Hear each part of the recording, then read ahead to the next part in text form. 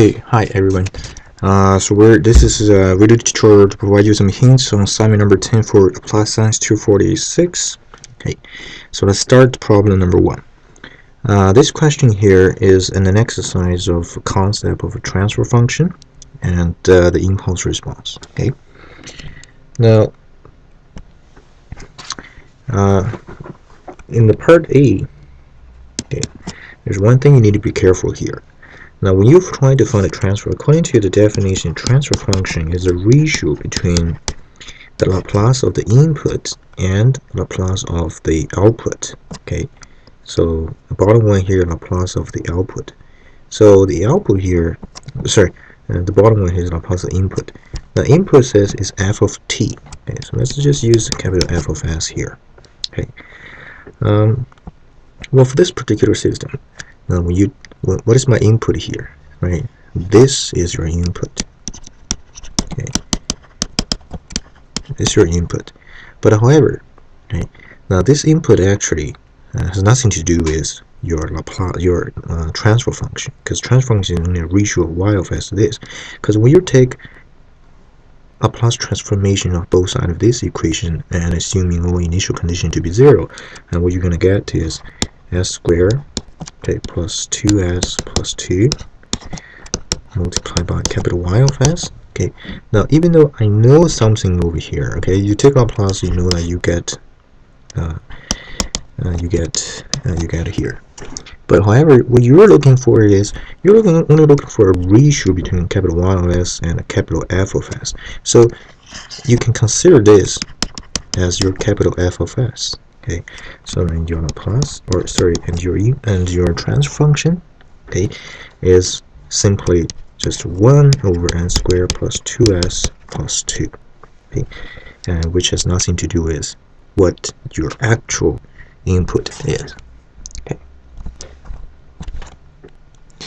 so once you obtained the transfer function, okay, and the impulse response is simply just the inverse Laplace of h of s, okay, of the transfer function. And again, here then you need to be careful. Okay, what kind of a denominator do I have here? Is it a denominator containing complex conjugate roots, or is it a denominator containing real roots? Okay, and or is it containing repeated double roots? In this case here, it's a complex conjugate roots. So you can do this like this,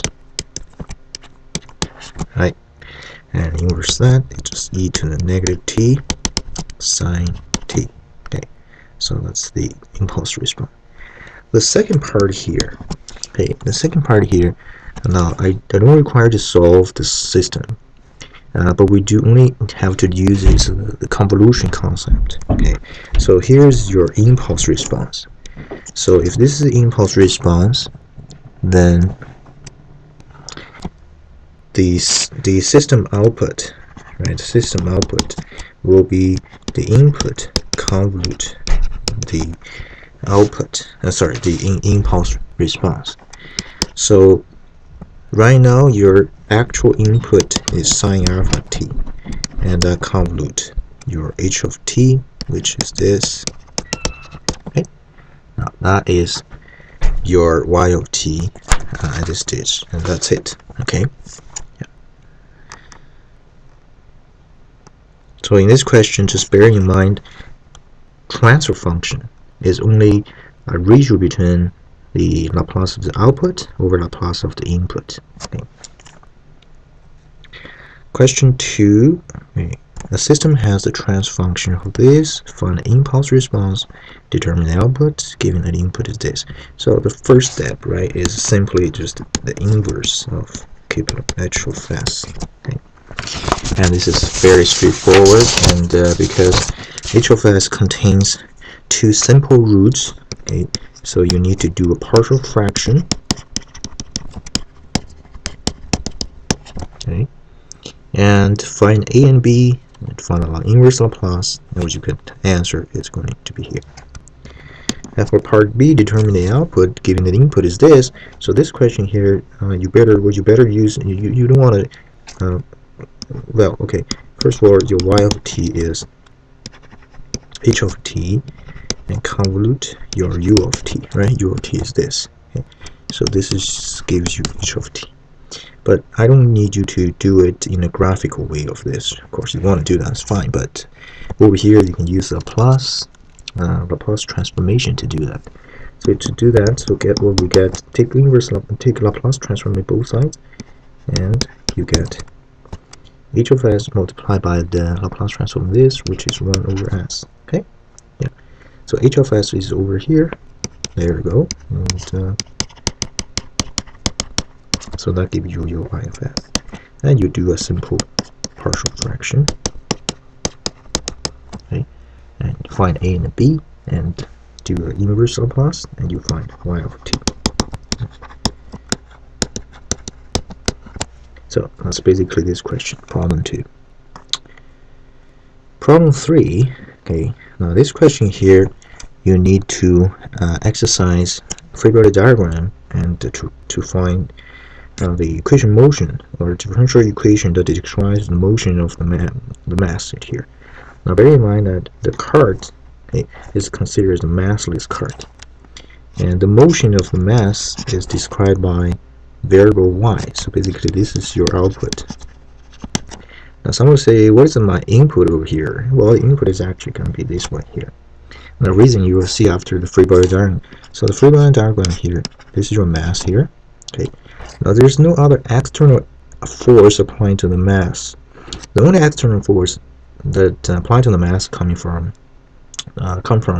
the spring, and the restoring force of spring and restoring force of the damper. Okay, so what is the restoring force of spring? Right. So the restoring force of spring, now because this side of spring is free to move, which has x, and this side spring is also free to move, which is y. Okay, so your spring, one is x and one is y. Okay, and you're looking at the mass. Basically, you're looking at this direction here, right? You're looking from this direction, and when you look at this direction, the restoring force of this one here is going to be, okay, is going to be here. Basically, the restoring force to this direction, which is k. Okay, x is going to be k, y minus x, like this. Okay, and this, because of damper, it's going to be b. Okay, y dot minus x dot, like that. Okay, okay, because your actual direction, okay, goes this way. So these two forces in the opposite direction, y, then the apply the Newton's second law. Okay, apply Newton's second law here. The equation of motion will be just m, okay, y double dot, okay, equals to total force. Total one force is k, y minus x, and the other force is b, y dot minus x dot. Okay. Yeah. Now this is your basic equation motion. Now let's rearrange this whole thing, group all the terms of y and group all the terms of x. Now this is what you're going to get after this. So you will look at this one here, your output is y. Okay, this is actually kind of like your input over here. Okay, yeah, you know, like input.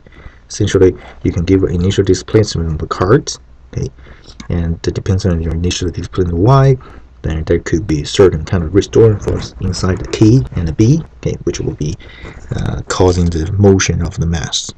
Okay. Okay, so second part, once you obtain this and try to determine the output of y analytically when the value is over here, and also assume that x is to be a Heaviside unit step function. So essentially just assume x of t is u of t here, okay, and assume all initial conditions to be 0. So it's the typical application using Laplace transformation for both sides, okay, and try to solve that using Laplace transformation, a partial fraction. Okay. So when you do that, take Laplace of both sides of this equation, and what you're going to get is, okay, right, y of s ms squared plus bs plus k, okay, equal to the other side. Okay. Now I said assume all initial condition to be 0. So there's initial condition for y will be 0. Okay, for initial condition for x will be 0. Okay, so we're gonna get is just bs capital X of s plus k capital X of s, okay, like that. Okay, so now you can apply the Laplace transformation to x of s, because of this, so x of s is 1 over s. Okay, so substitute over here. Okay, so b plus k over s. Okay, yeah. Obtain an expression for capital Y of s. Okay, you then substitute the values of m, b, k. Okay, and you're gonna get is 2s plus 10 over s squared plus 2s plus 10. Okay, like this. And now you do partial fraction. So this quadratic term here, you examine that, you'll find that this term contains complex conjugate roots. So you can do the partial fraction like this. Okay. So find the value of ABC by comparing coefficients. Okay. And what you're gonna get, the A will be 1, and B will be -1, C will be 0. Okay. Now the rest of the work is fairly straightforward, okay. And you just have to make sure you transform the bottom into the form that you can look it up from the table and find the inverse Laplace from the table. Okay. Last question.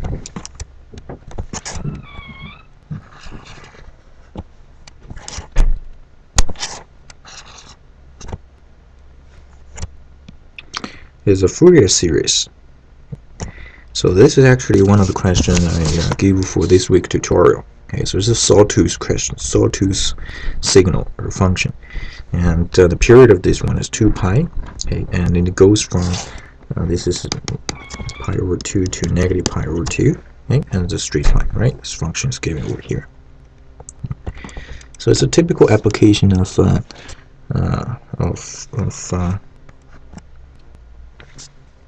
Fourier series. So Fourier series, first of all, the formula is basically just you want to formulate this into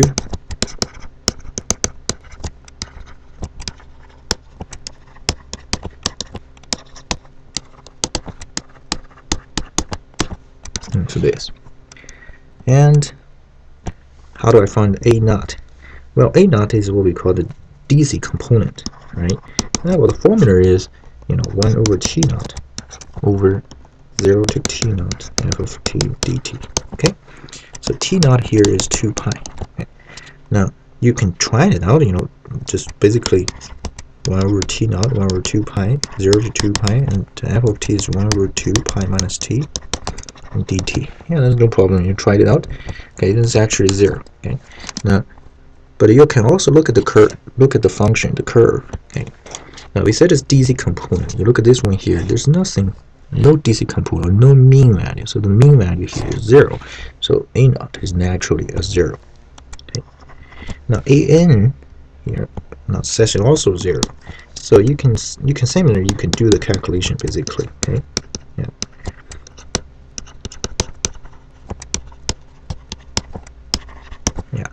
So omega naught here, because T naught is this, so that's why omega naught is 2 pi over T naught is 1. And F is same as before. Oh, there's 2 here. So, okay, so same as before, and cosine nt dt. Okay, and you can calculate this integral here. Okay, the only part of this integral, the tricky part here is going to be just separate this into 2 parts. Okay, separate that into 2 parts. It's pi cosine nt dt minus 0 to 2 pi and t cosine nt and dt. Okay, So the only tricky part, well, you can calculate this. This actually just be 0, right? And we'll learn this in the class. I give you some integrals, typical integrals, showed you the fact. So this one here, you have to apply integral by parts. Okay. So I trust you at this stage, you should be able to do the integral by parts pretty proficiently. Okay, so essentially, this here, you will call this as dv. Okay, and this is going to be u. Okay, so that's what you're going to do. Okay. So what you're going to hear is going to also be 0. You can also check this. Okay, now an, okay, you can also do this. An is, let's see, 0 to 2 pi, okay, pi minus t, cosine nt and dt. Okay. Now this portion here, okay, this is an odd function. This is an even function. Okay, so odd multiplied by the even will give you an odd function. Okay, giving an odd function. So the integral of odd function. Okay, now when you do an odd function here, and also a periodic function, odd periodic. Okay, now what you're gonna have here, this portion here, you can also change that to negative pi to pi. As long as the integral, as long as the integral limits, the period of integral limit is pi minus anything, it's 2 pi. Long as you keep the 2 pi, okay, you're gonna get in a bit of the same result here.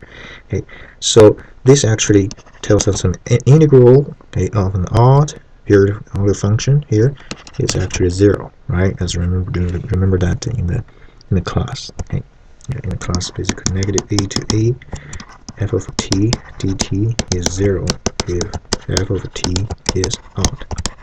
Okay, so that's an.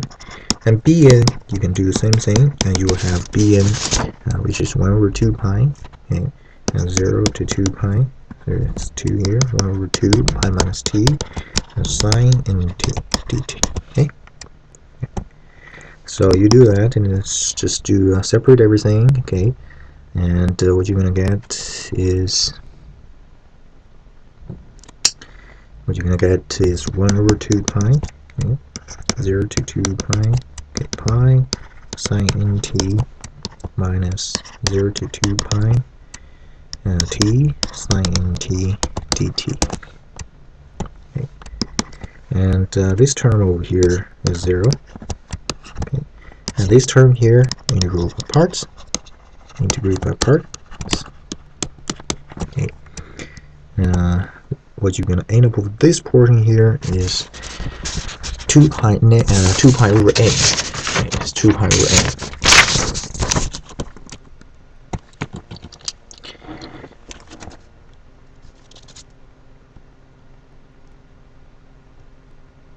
Okay, so let's try it out here. So let's just try this guy.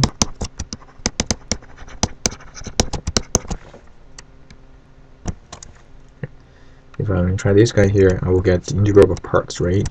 So I will have here, that's d t cosine nt, so negative 1 over n. So negative 1 over n t cosine nt, okay, and t from 0 to 2 pi, okay, and minus 0 to 2 pi, okay, cosine nt dt. Okay. So the integral of this is 0. So you only have this term over here. This term here will be negative, okay, 2 pi cosine 2 pi t, right, minus 0. Okay. And cosine 2 pi t, okay, for so 2 pi n. So for any number of n, so n is 1, 2, 3, 4, 5. Okay, 2 pi n here is always 1, right? 2 pi. Okay. So substitute this one back into here. 2 negative will cancel out. So then bn, right, the bn will be just 1 over a. So that's how you get over there. Okay, you can try to approximate the sawtooth with, let's say if you can let n equal to 1, n equal to 2, to 5, and or 10, like that, and see how the approximation will be compared to your original sawtooth signal. Okay, yeah, so that's all the question. Okay, let me know if you have any question. Thank you. Bye.